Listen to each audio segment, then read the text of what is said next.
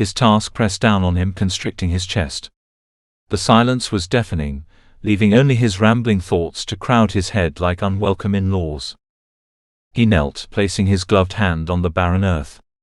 A tentative tremble, little more than the brush of a butterfly's wing, could be felt. Hope blossomed in his chest, a feeble thing that might die if not properly fed. Yet die it did not. It grew within as he trekked across the hard pan. The feeling was warm and unaccustomed, both pleasant and painful in its unfamiliarity. The vibrations grew, now strong enough to feel through the soles of his boots. Thrusting out of the dry, broken earth to the west was a spherical protrusion of metal.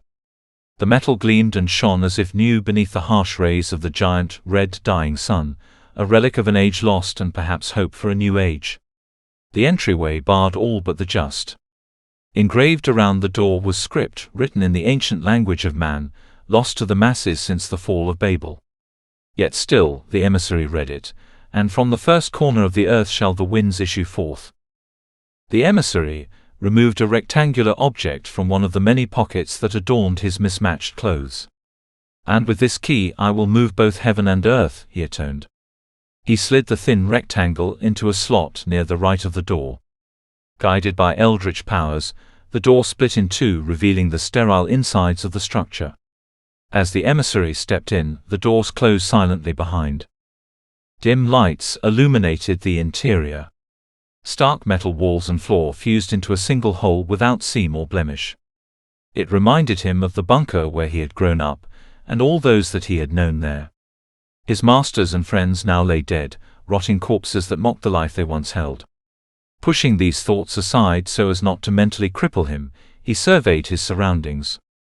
He found a panel inlaid into the wall near the door. Carefully, he peeled back the synthetic glove on his right hand. A sigh escaped his lips as cool air brushed against his exposed flesh. The pain he had feared did not come. The air was clean, safe. Placing his fingertips against the panel, he cleared his mind to facilitate communication with the spirits that hopefully still resided within the ancient complex. Voices assaulted his mind, and he began to isolate them as his masters had taught him so long ago. He blocked out those that had turned to hate, and those that sought dominion over his faculties. Soon, only the benevolent remained. These spirits granted him insight into the cage of the winds. A dark, twisted creature infested its heart. It was clear that he would need to exorcise this vengeful spirit if he was to complete his task.